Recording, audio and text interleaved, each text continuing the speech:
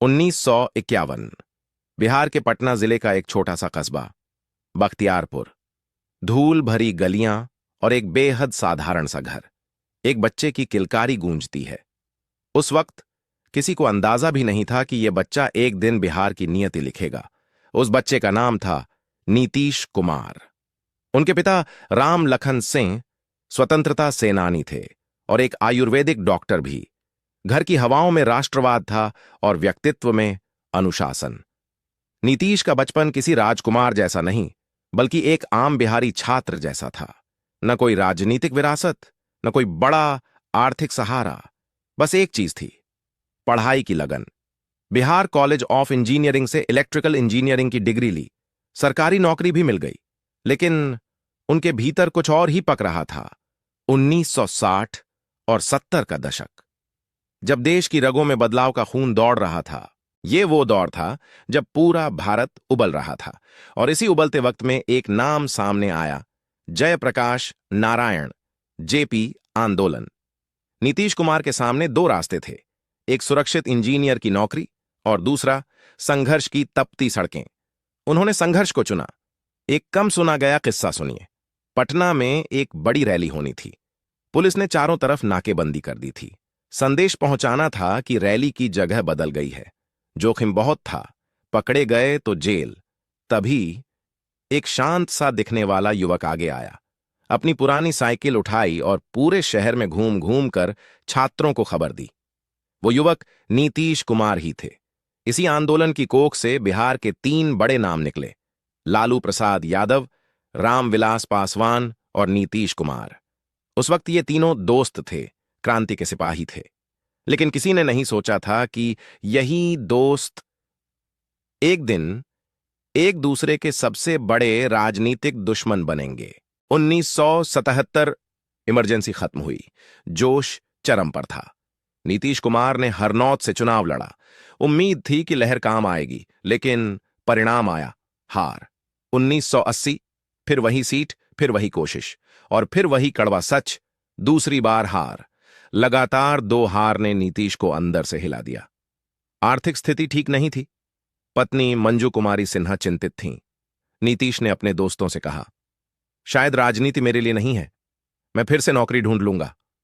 तभी समाजवादी नेता कर्पूरी ठाकुर ने उन्हें एक सलाह दी। उन्होंने कहा, राजनीति लंबी दौड़ है नीतीश, हार से डरोगे तो जीत कभी नहीं मिलेगी। ये बात उनके दिल में उतर गई। 1985 में तीसरी कोशिश हुई और इस बार हरनौत की जनता ने उन्हें अपना नेता चुन लिया। ये जीत सिर्फ एक विधायक की जीत नहीं थी, ये नीतीश 2.0 का जन्म था। 80 के दशक के अंत तक नीतीश दिल्ली पहुंच चुके थे। 1989 में बाढ़ से सांसद बने। संसद में वो शोर नहीं मचाते थे। वो लाइब्रेरी में घंटों बैठते थे, सरकारी डेटा, आंकड़े और नीतियां पढ़ते थे। एक बार उनके साथी ने पूछा, इतना क्यों पढ़ते हो भाई? नीतीश मुस्कुराए और बोले, राजनीति में बोलने से ज्यादा जरूरी है सही वक्त पर बोलना। यही वजह थी कि अटल बिहारी वाजपेयी जैसा कद्दावर नेता भी उनके मुरीद हो गए।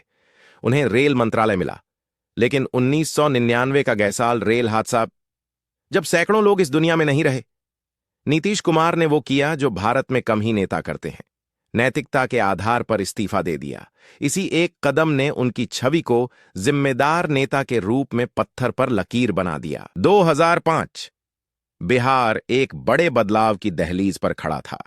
15 साल के लालू राबड़ी राज के बाद नीतीश कुमार मुख्यमंत्री बने, लेकिन चुनौती पहाड़ जैसी थी।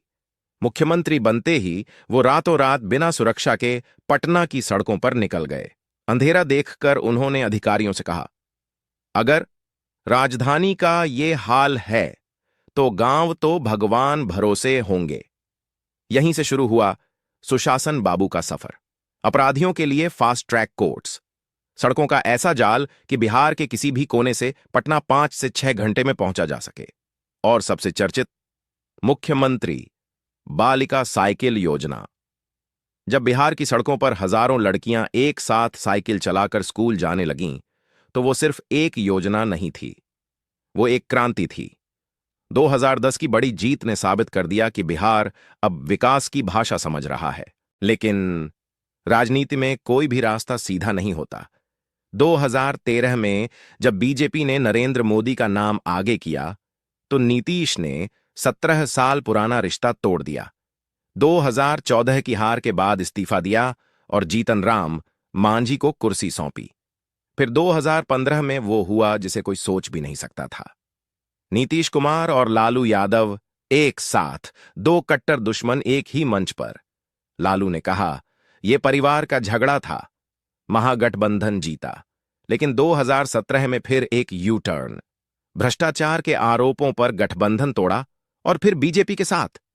इसी पल ने उन्हें भारतीय राजनीति का सबसे रहस्यमयी नेता बना दिया।